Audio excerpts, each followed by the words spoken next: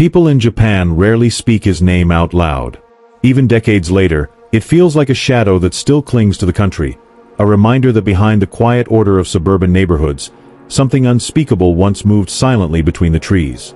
Tsutomu Miyazaki was not the first killer in Japanese history, but the brutality, psychological decay, and sheer abnormality of his crimes placed him in a category of his own. When newspapers called him the Rat, it wasn't just an insult, it was an attempt to make sense of something that didn't resemble an ordinary human psyche. His story is not just about murder, it is about how one man exposed every hidden fracture in Japanese society. Medical neglect, family collapse, social isolation, and a psychological spiral that no one stopped in time. To understand Miyazaki, you have to understand where the monster came from. He wasn't born into violence, poverty, or street crime. He was born into a respected family in a relatively wealthy area of Tokyo. On the surface, his childhood looked almost privileged. His family owned a printing business, they had financial stability, and there was nothing that, at first glance, suggested that their son would someday become a national nightmare. Yet every true crime investigator knows the same pattern. The most dangerous individuals are often shaped quietly, slowly, long before anyone sees the first obvious warning sign. With Miyazaki, the first warning signs were not emotional. They were physical. He was born with a rare deformity in his hands, a condition that left his wrists twisted and stiff. Simple actions like holding chopsticks, writing, or carrying objects were difficult and awkward.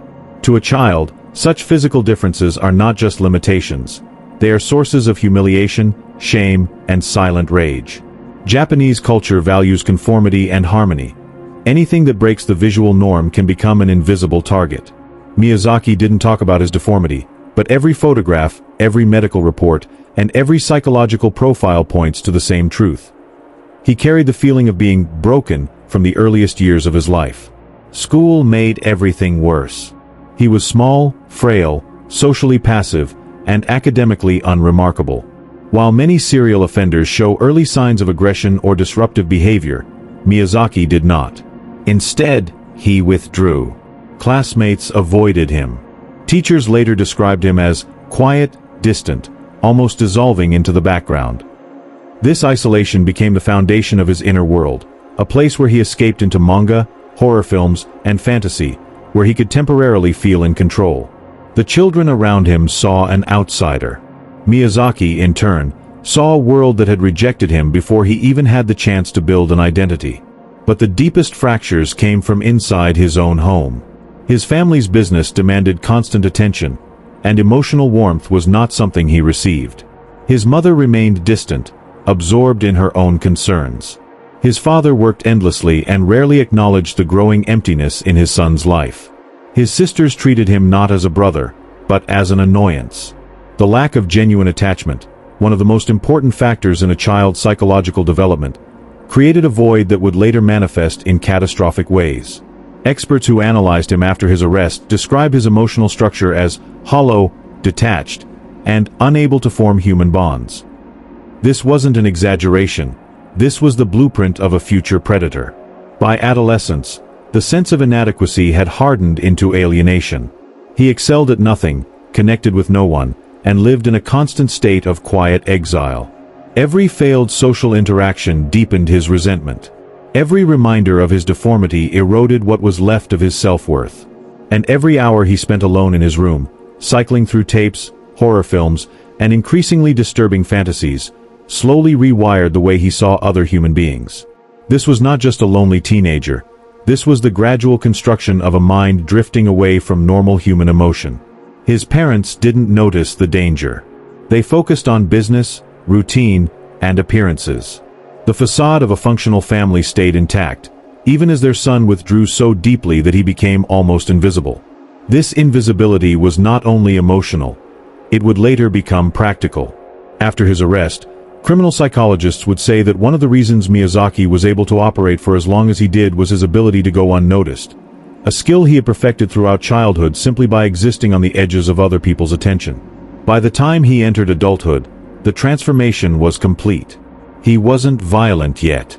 He wasn't a killer yet. But the stage was fully set. Years of isolation had eroded his capacity for empathy. Years of humiliation had twisted his perception of the world. Years of silence had turned his inner fantasies into the only reality that really mattered to him. Behind that quiet, expressionless face, something dark had already formed, something that was waiting for a trigger. Tsutomu Miyazaki did not become the rat overnight. The creature that Japan would learn to fear had been growing for years, unnoticed, unchallenged, and unchecked. What came next would shock the entire country, destroy its sense of safety, and permanently change the way Japan understood the mind of a serial killer. This is where the real story begins. Adulthood did not bring Miyazaki relief. It only deepened the psychological fractures that had been forming for years. After finishing school, he hoped to enter a university program in photography, the one field where he felt a sense of control and interest. He failed the entrance exams. The rejection was not just an academic setback, it confirmed the story he had been repeating to himself his entire life. He was inadequate, unwanted, and fundamentally different from everyone else. Every failure reinforced the belief that society had no place for him. Instead of pursuing his dream, he enrolled in a junior college in a less competitive field. He graduated, but the degree led nowhere meaningful. Eventually, he ended up working as an assistant in his family's print shop, a job he never wanted, surrounded by machines, paper, and routine. His parents saw this as stability. Miyazaki saw it as a dead end. Every day at the shop reminded him that he had become exactly what he feared: invisible, replaceable, and easy to ignore. Outside of work, he retreated even deeper into his private world. Manga, horror films, videotapes, and adult content. It wasn't light entertainment. It was an escape, a coping mechanism, and a way to numb everything he didn't want to feel. His room turned into a bunker. Shelves sagged under the weight of tapes. Stacks of comics surrounded his bed. He spent hours alone with the television screen, rewinding and replaying scenes, drifting further away from any normal emotional connection. The more he consumed, the less real the outside world felt. Then the one event happened that pushed him over the edge. His grandfather died. His grandfather was the only person who had shown him any consistent affection. It wasn't a warm, intimate relationship, but it was the closest thing to a bond he had. When that link disappeared, his isolation became absolute. He attended the funeral, stayed quiet, and went through the motions. But something in him broke. Alone, unable to process grief, he did something with his grandfather's remains that investigators later described as a clear sign of psychological disintegration. It was not violence against another person, but it was disturbing enough that Japanese media debated whether those details should even be shared with the public.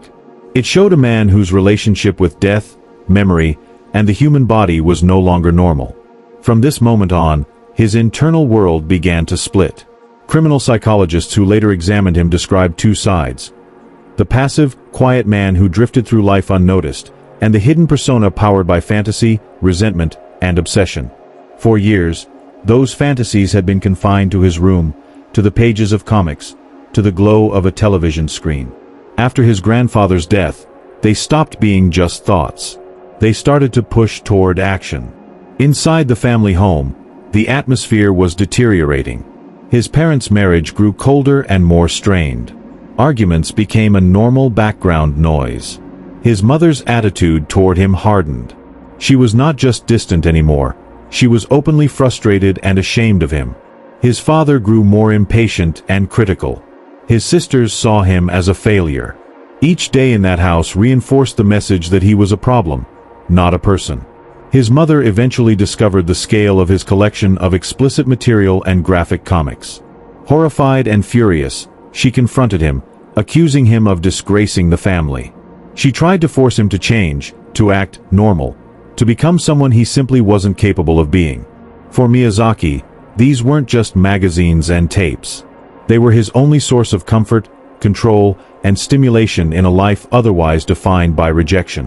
When his mother attacked that, she wasn't just cleaning up his room, she was attacking his entire coping mechanism. In response, he didn't shout, didn't argue, and didn't fight back. He turned inward. The rage didn't disappear, it simply went underground. He learned that expressing emotion in his home led nowhere, so he stopped trying. His feelings had no place in the real world. But in his fantasies, he was in control. Around this time, his behavior outside the house changed. He began to spend long periods driving through quiet suburbs on the outskirts of Tokyo, parking near parks, residential streets, and rural paths. He watched. He sat in his car and observed people moving through their day-to-day routines. He noticed children, small, unguarded, free in ways he had never been. To him, they symbolized innocence, safety, and a childhood he felt he had been denied. Slowly, his thinking shifted from observation to fixation. He wasn't just watching anymore. He was studying. He noticed patterns: what times children walked home, which routes were less crowded, which areas had blind spots. Later, investigators would find evidence that he had begun mentally mapping these places, not with detailed written plans, but with rehearsed routes embedded in his memory. This was the birth of predatory behavior, the quiet, methodical preparation before the first act. At home, the pressure escalated again. His mother confronted him once more, this time destroying part of his collection in anger. That moment, according to some psychological assessments, deepened his hatred not just toward his family, but toward society as a whole. He felt stripped of dignity, stripped of comfort, and stripped of the last pieces of control he believed he had. He didn't explode outwardly. He collapsed further inward. His sleep patterns deteriorated. He stayed awake late into the night, pacing, staring at the walls, replaying memories and fantasies. The line between what he imagined and what he was capable of doing blurred. Sleep deprivation, chronic resentment, emotional isolation, and obsessive thinking merged into a dangerous state of mind. He felt detached from time, detached from consequences, and increasingly detached from other human beings. By this point, Tsutomu Miyazaki was no longer just a lonely man with disturbing interests. He had crossed into a different psychological territory, one where empathy had faded, and people were no longer individuals, but objects that existed inside his internal narrative. He had not yet acted on his darkest impulses. But the threshold between imagination and action was gone. Japan still had no idea who he was. No one outside his immediate circle knew his name. There were no police reports, no missing person cases tied to him, no warnings, no signs posted anywhere. That was about to change. By the late 1980s, Japan lived with a quiet confidence. Crime rates were low, neighborhoods were orderly, children walked to school alone, and parents believed the country was one of the safest places on earth. That belief would soon be shattered by a man no one had ever noticed, a man whose name had not once appeared in a police database. Tsutomu Miyazaki's transformation into a predator didn't happen during a moment of rage. It happened in silence, in the stillness of ordinary days, through long hours spent alone in his car. He learned patterns. He learned timing. And the dark impulses that had lived inside him began to seek a release he could no longer suppress.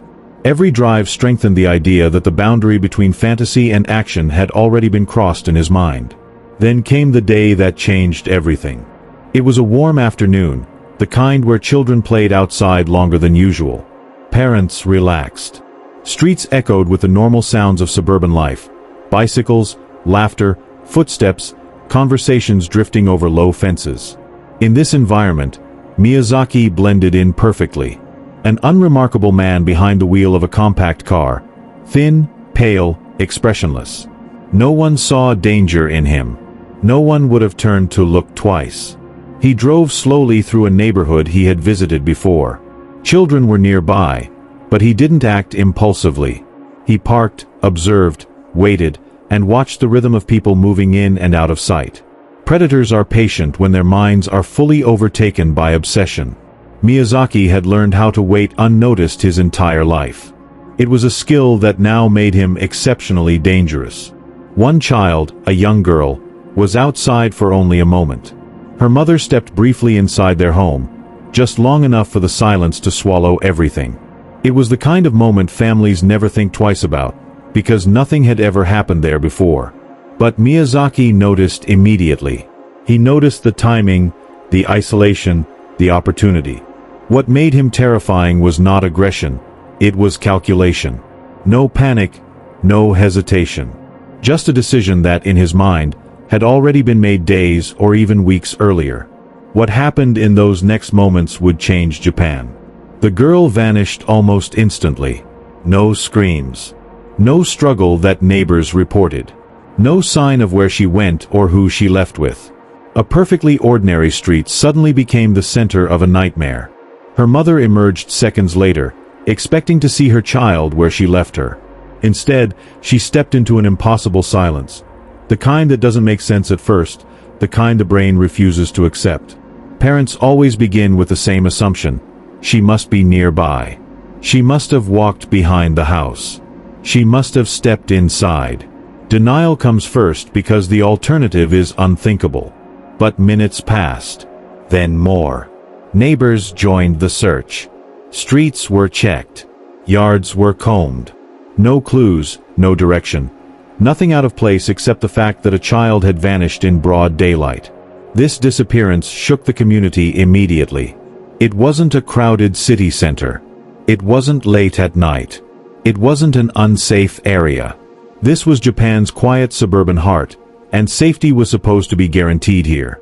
Police arrived quickly, but the scene offered nothing. No witnesses. No vehicle descriptions. No unfamiliar faces reported. It was as if the girl had evaporated into the air. Investigators later admitted that this was one of the most frustrating aspects of the case. There was simply nothing to investigate. Meanwhile, Miyazaki returned home. For him, there was no panic, no fear, no emotional reaction. His mind had already detached from the moral weight of what he had done. Predators often experience a moment of psychological release, a sense that the boundary they feared crossing no longer exists. In that quiet room, surrounded by tapes and comics, he didn't act like a man who had committed an atrocity. He acted like someone who felt, for the first time, in control. But outside his home, the consequences rippled through Japan like shockwaves. News of the disappearance spread from one neighborhood to another. Parents began escorting children to school. Community patrols formed overnight. Rumors circulated, each one darker than the last. And within days, the case reached national media. Japan had seen disappearances before, but not like this. Not so sudden, not so clean, and not so impossible to trace. Police held press conferences urging calm, but behind the scenes, they knew how unusual this case was. Random abductions were incredibly rare. Abductions without witnesses were almost unheard of. The absence of evidence was evidence in itself. The perpetrator was highly controlled. Investigators formed their first theory, that the abduction was premeditated. Whoever took the girl had been watching, studying, and waiting. That idea terrified the public even more. A spontaneous crime was frightening, but a planned one suggested a new kind of threat, one Japanese law enforcement had little experience with. For Miyazaki, this first disappearance marked a psychological shift. The act didn't satisfy him, it emboldened him. He had crossed the final threshold, the one that separates dark imagination from destructive reality. And the fact that he went unnoticed confirmed something he had believed for years. He could move through society without being seen. He wasn't acting out of impulse. He was entering the darkest stage of his evolution. The stage where he believed he could outmaneuver an entire country. And tragically, for a time, he would. The disappearance of one child was enough to send a shock through Japan, but for investigators, the case quickly slipped into the category of mysteries with no leads. Without witnesses, without evidence, and without a suspect profile, the investigation relied on hope. Hope that the child might be found, hope that someone had seen something they didn't yet realize was important, hope that the abduction was an isolated tragedy rather than the beginning of something far worse. It wasn't isolated. While police poured resources into searching, Miyazaki watched the national reaction from a distance. Every poster, every televised appeal, every anxious press conference reinforced the same realization. He had acted, and he had gone unnoticed. For a man who had spent his entire life feeling invisible, this was not reassuring, it was empowering. Not relief. Not pride. A dark, quiet sense of power. In the weeks that followed, his behavior grew more structured. He returned to the same neighborhoods. He drove the same routes. He watched the same daily rhythms of families as if he were studying a living map. The darkness inside him had shifted from passive fantasy to active strategy. And still, no one noticed him. He looked like a quiet, unremarkable man in an unremarkable car. There was nothing in his presence that alerted suspicion. This is one of the most unsettling truths about certain predators. They are not recognized because society has never learned to fear people who look like them. Japanese society in the late 1980s did not have a mental model for a serial predator targeting children. Crimes of this nature were extraordinarily rare. Communities tightened their routines after the first disappearance. More supervision, more caution, but few truly believed that the danger was systematic. Most assumed the case was tragic, but isolated. Except Miyazaki. He refined his habits, adjusted his timing, sharpened the ways he observed potential victims. Criminal psychologists later emphasized that this stage, the period between the first crime and the next, is often the most revealing. Predators learn what attracts them. They learn what exposes them. They learn what gives them the illusion of control. Control was the one thing Miyazaki had never possessed in his life. Now, in the darkest way imaginable, he felt he had found it. And because nothing happened to contradict that belief, his confidence swelled while his mind deteriorated further. His sleep broke down again. Anxiety resurfaced. His sense of identity blurred. The fantasies grew stronger, more vivid, more demanding. Compulsion had begun taking over the parts of him he still believed he controlled. Police, meanwhile, searched desperately for answers. They examined maps, traffic routes, bus stops, parks, vending machines, any location a child might approach alone. They questioned neighbors, store owners, delivery workers. But Miyazaki's car blended into thousands of others. His face blended into millions. Nothing stood out. Nothing connected. And the absence of progress grew into quiet fear, the fear that whoever did this might strike again. But public officials avoided saying it. Japan was not ready for the idea of a serial child predator. Inside Miyazaki's home, tension was worsening. His mother confronted him with growing resentment, criticizing his isolation, his habits, his refusal to fit into any role society expected of him. To her, he was a failure. To him, she was a reminder of every humiliation he had ever carried. Their interactions were cold, sharp, and suffocating, the kind of hostility that builds silently and crushes whatever is beneath it. The more pressure he felt at home, the more he escaped into his ritual, hours of driving through quiet suburbs, parking near small playgrounds, near narrow residential paths, near vending machines tucked away behind buildings. These drives were no longer escapes. They were rehearsals. Patterns began to form, patterns investigators would only later recognize. He watched children who were alone for a few seconds longer than others. Children whose parents stepped inside briefly. Children near blind spots. This shift, from opportunity to vulnerability, marked a new level of predatory escalation. Weeks passed. Then months. Japan adapted to the horror of a single unsolved disappearance. But Miyazaki didn't adapt. He intensified. The boundary between fantasy and necessity dissolved entirely. One evening, after driving for hours, he found himself in another quiet residential area, the kind of place he had learned to navigate instinctively. Not through planning, but through compulsion. He parked. He waited. And then the same terrible pattern repeated itself. A child alone. A moment of exposure. A predator watching. The tragedy was not only that it happened again. It was that, once again, no one saw it coming. Japan was still searching for one missing child. They had no idea another had already vanished.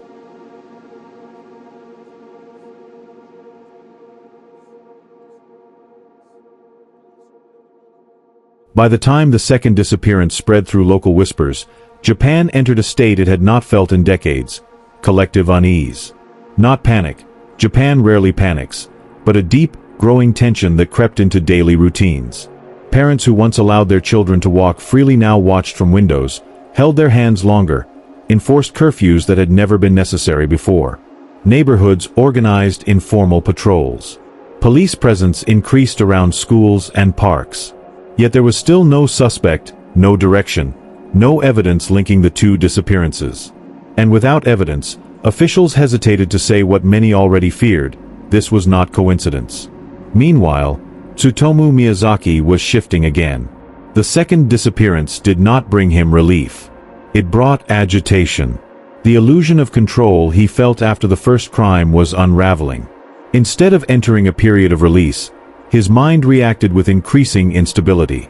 Sleep became nearly impossible. His compulsions intensified. His identity fractured further.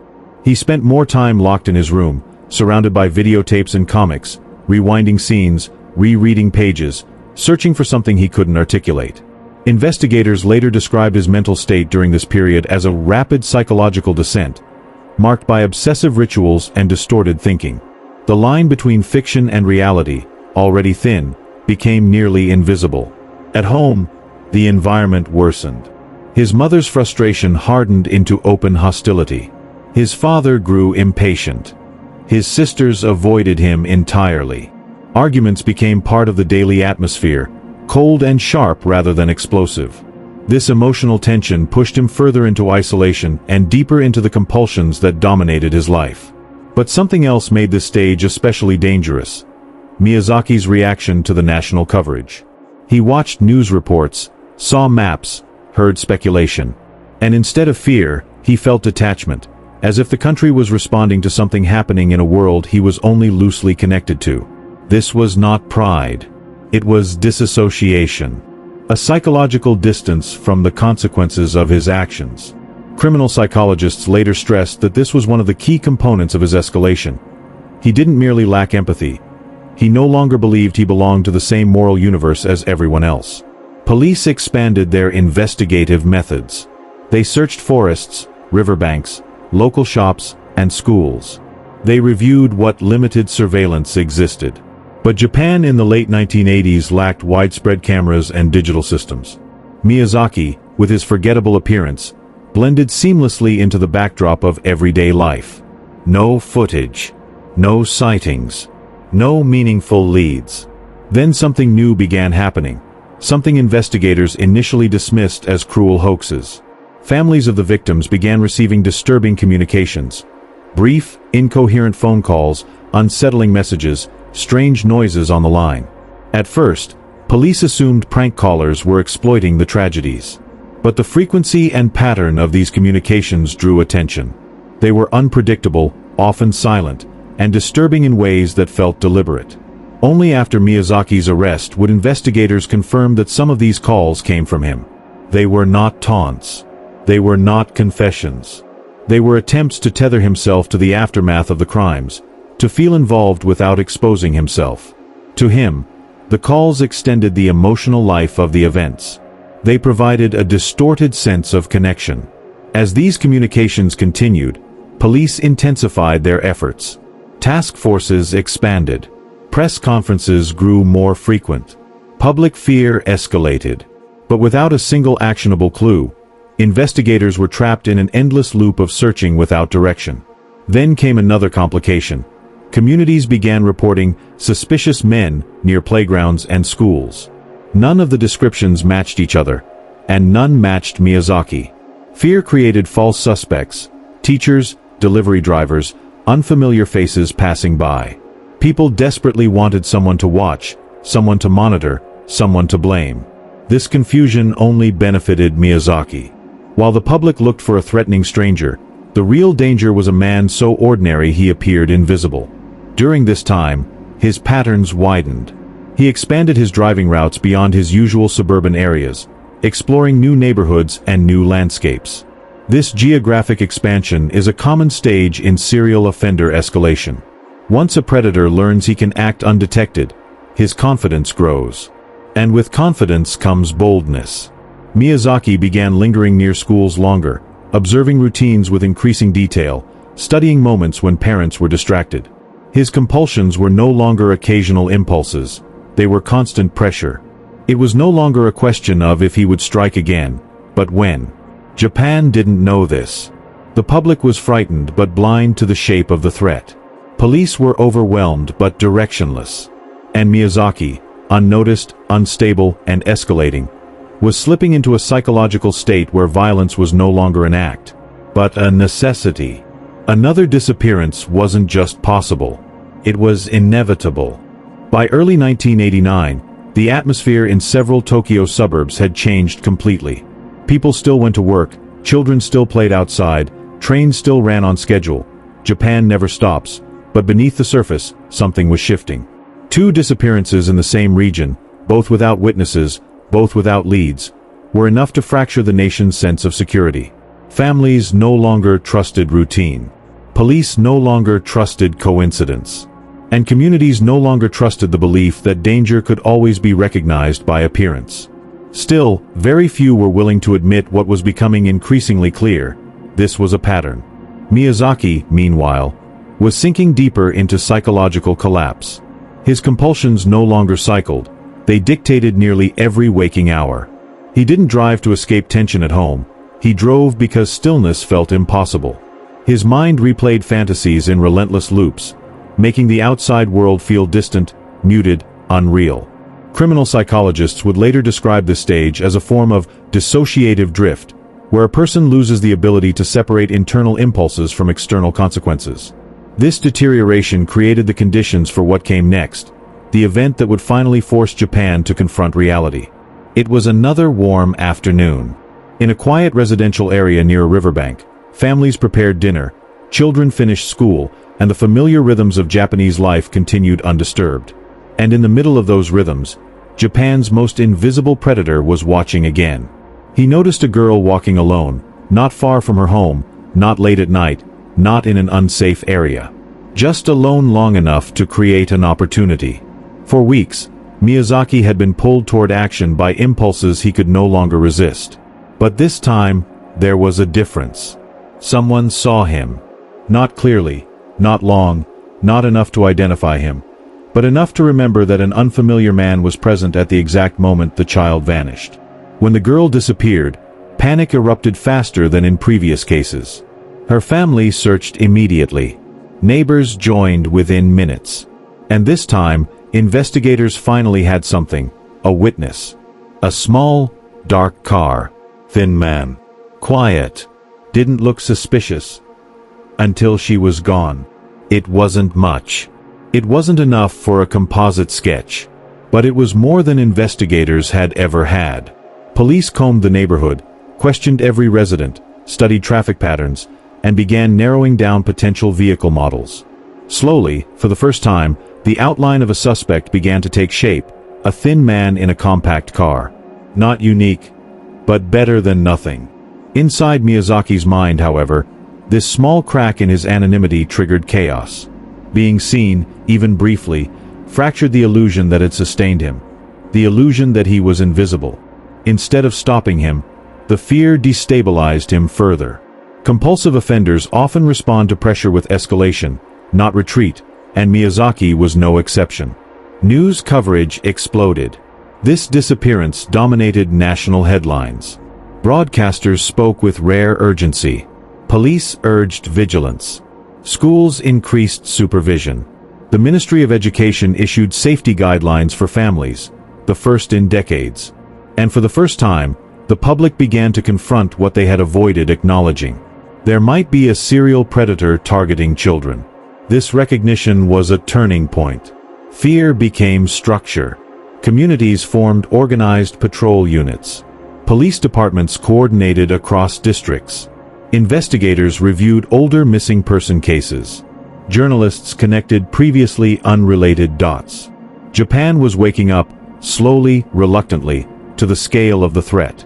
But even as the nation mobilized, Miyazaki was unraveling.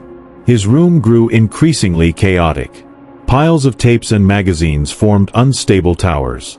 His sleep deteriorated to almost none. His emotional detachment deepened into near-total dissociation. His mother complained about his behavior openly. His sisters avoided him. His father suspected mental decline, though never imagined the truth. His deterioration made him unpredictable. He still drove for hours, but his routes became more erratic. He still watched children, but his focus was driven by desperation rather than calculation. He was no longer operating with the cold precision that had shielded him earlier. And predators who are spiraling are the most dangerous of all. Police increased their presence across districts. Officers monitored schools, parks, and walking routes. Families adjusted routines. Communities adapted. But beneath all of this, one realization spread quietly. The next disappearance would not take months.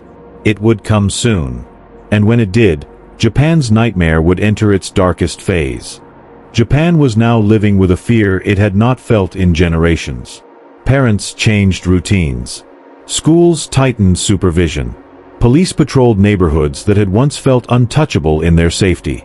Yet even with all this tension, the investigation remained directionless. There was still no name, no sketch, no suspect. Only the vague description of a thin man in a compact car, a description so common it applied to tens of thousands of people across Tokyo. 4 months, that was all investigators had. But predators, no matter how cautious they believe they are, eventually make mistakes. And Miyazaki, whose mind was unraveling, was approaching the point where the internal chaos would begin leaking into the outside world. His behavior at home continued to deteriorate. He grew more irritable, more withdrawn, more disconnected from reality. He spent entire nights awake, pacing or staring at tapes until the early morning. His mother confronted him often, sometimes scolding, sometimes pleading, but her words had no effect.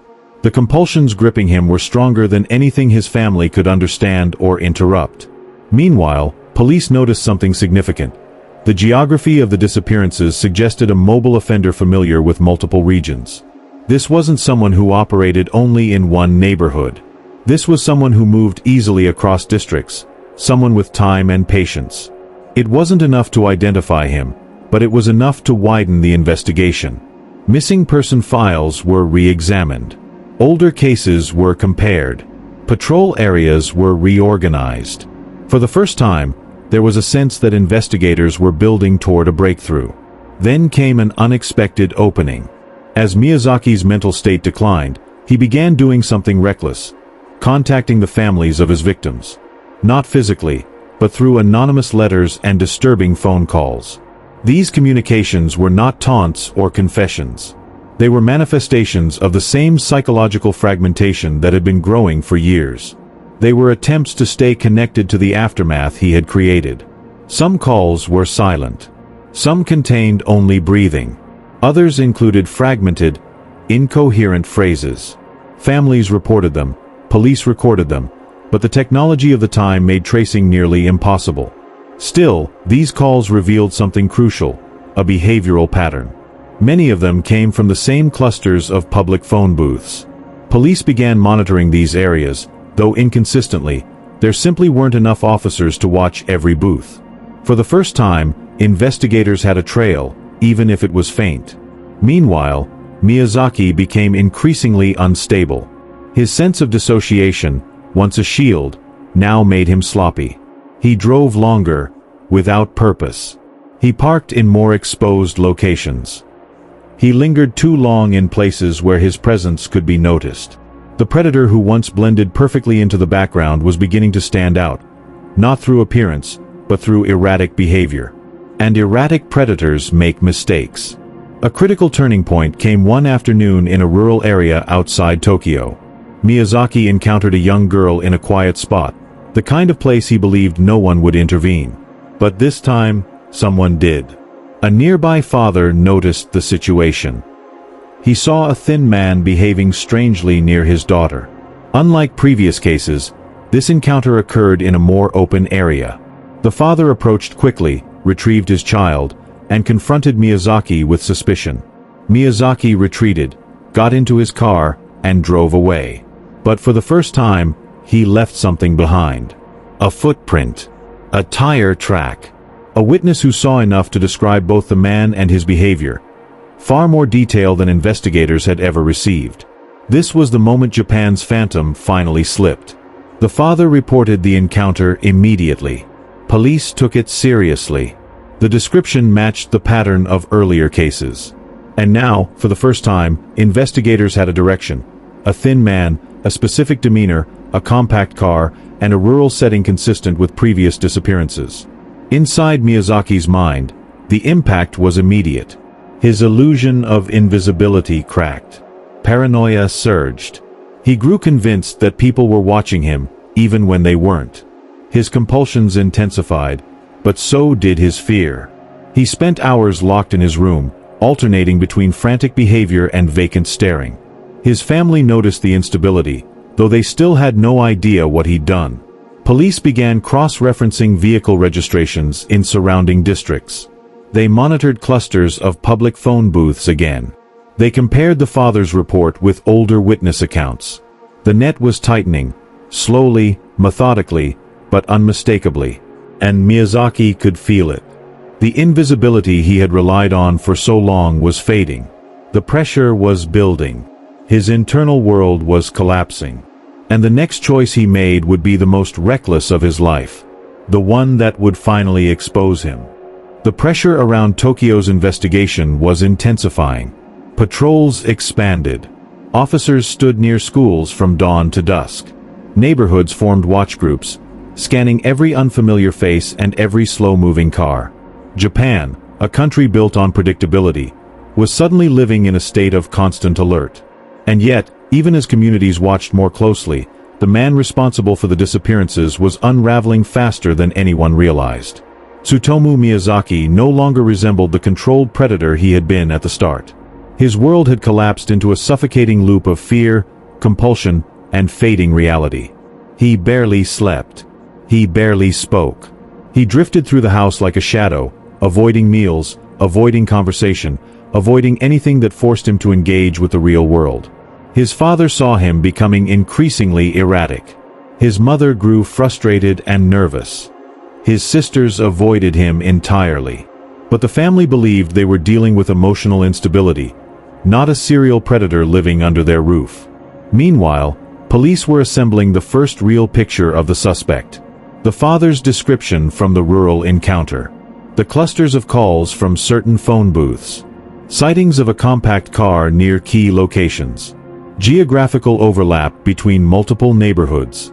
For the first time, investigators felt they were closing in, slowly, cautiously, but unmistakably. But Miyazaki didn't sense investigative progress. He only sensed pressure. And pressure pushed him into his most reckless state yet. One afternoon, overwhelmed by compulsion and slipping mental clarity, he wandered into a busy recreational area. The kind of place filled with families, open spaces, and watchful eyes. A place he would have avoided earlier in his predatory evolution. His presence alone suggested how unstable he had become. There, he targeted a young girl. His behavior was unusual. Too close, too insistent, too fixated.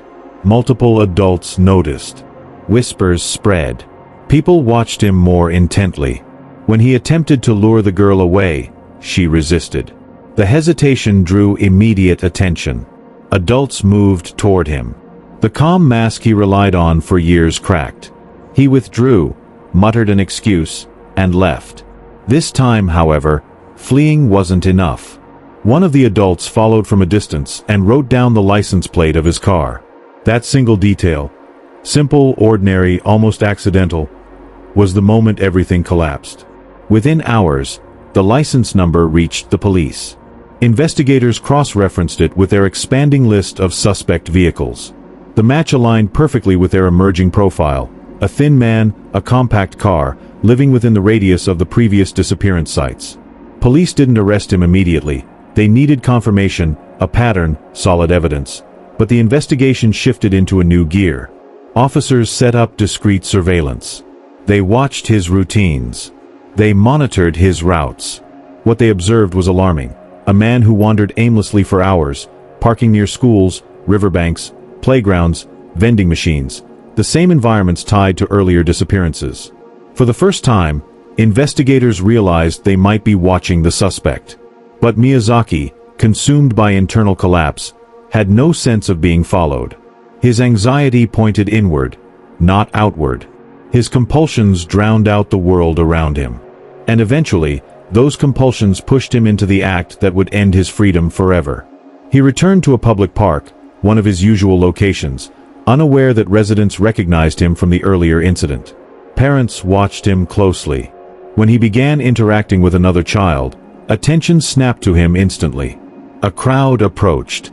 Voices rose. Suspicion escalated. And the police, already nearby due to ongoing surveillance, moved in. It wasn't dramatic or violent. It was simply the moment when an invisible predator finally collided with the weight of a society that had been unknowingly pursuing him for months. Officers separated him from the crowd and questioned him. His answers were fragmented, evasive, detached. He spoke as though the scene around him wasn't fully real, as though he was drifting through a dream he couldn't interpret. But the decisive moment came when investigators searched his car. Inside, they found items that placed him near multiple disappearance sites. Nothing graphic, nothing violating policy, but enough to form a clear pattern investigators could no longer ignore. It was over. Japan's most elusive predator had been caught, not by brilliant detective work alone, but by the collapse of his own mind and the instincts of ordinary people who recognized something was wrong. Within hours, news spread nationwide. Broadcasts interrupted programming. Families gathered around televisions in disbelief. Communities reacted with relief, sorrow, and quiet rage. The man responsible for months of terror finally had a name. And soon, Japan would discover that the truth behind Tsutomu Miyazaki was even darker, more fractured, and more disturbing than anyone had imagined. When Tsutomu Miyazaki was taken into custody, the first shock was not his arrest, it was his appearance. Reporters, detectives, psychologists, even seasoned officers expected a monster. They expected someone visibly dangerous, aggressive, or deranged. What they saw instead was a thin, pale, expressionless young man who looked as though the world barely registered to him at all. And that, in many ways, made him even more terrifying. From the first interrogation, it was clear the investigation had crossed into territory Japanese law enforcement rarely faced. Miyazaki showed almost no emotional response. Not fear. Not remorse. Not confusion. His voice was flat, his body language empty. He drifted through questioning as if it were happening to someone else. Detectives noticed a pattern. When asked direct questions about the disappearances, he deflected. When pressed harder, he withdrew deeper into himself. And when presented with evidence linking him to the crime scenes, he responded with detached, unsettling logic, not denial, but a refusal to engage with the emotional reality of his actions. Psychologists called it a severe dissociation. Investigators called it chilling. But evidence doesn't need emotion. Evidence needs consistency, and his wasn't. The items found in his car, the witness descriptions, the phone booth locations, the geographic patterns, and eventually his own fragmented admissions formed a timeline that was impossible to ignore. Piece by piece, the truth solidified around him. The more the investigation unfolded, the clearer it became that Japan had never faced a case like this. This wasn't a crime of opportunity. This wasn't a man acting on impulse alone. This wasn't someone who understood reality the way most people do. But society still needed answers. During psychiatric evaluation, experts tried to determine whether Miyazaki understood right from wrong.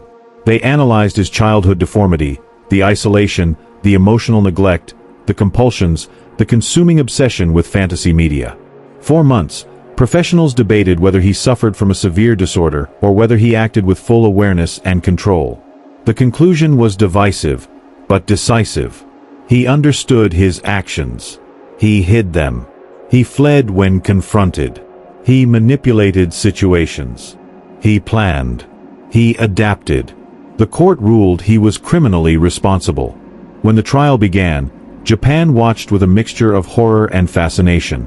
Courtrooms filled with journalists. Television broadcasts interrupted regular programming. Families of the victims attended in silence, listening to details that reshaped their understanding of the man sitting only meters away. And still, throughout it all, Miyazaki showed almost no emotion. No remorse. No regret. No recognition of the devastation he caused. His detachment became symbolic, a reminder of how impossible it had been for anyone to see his darkness until it was too late. The verdict was inevitable. He was sentenced to death. But the story didn't end in the courtroom. Japan was permanently changed. Parents no longer assumed safety by default. Schools implemented new requirements for child supervision. Public awareness campaigns were launched nationwide. For the first time in decades, the country was forced to confront the reality that even the most peaceful society is not immune to predatory individuals hiding behind ordinary appearances. Law enforcement changed too. Case coordination improved.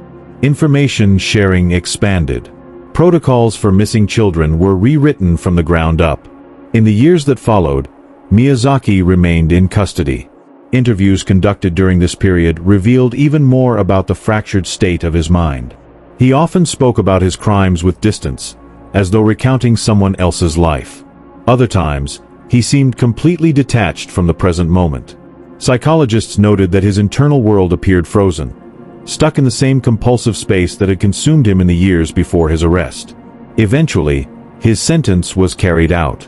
There was no spectacle, no public announcement beforehand, just a brief message to the nation afterward, confirming that one of the darkest chapters in Japanese criminal history had formally ended. But some things don't end with a sentence. For the families of the victims, the pain remained. For investigators, the case became a defining moment in their careers. For Japan, the name Tsutomu Miyazaki became a symbol, not of the man he was, but of the blind spots in a society that believed such evil could never emerge within its borders. His crimes forced a nation to look directly at the fragility of safety. His arrest forced a recognition of how easily true danger can hide in plain sight. And his trial forced a reckoning with the fact that monsters do not always look like monsters. Sometimes they look like the quiet young man no one ever noticed. In the end, the story of Tsutomu Miyazaki is not only the story of a predator.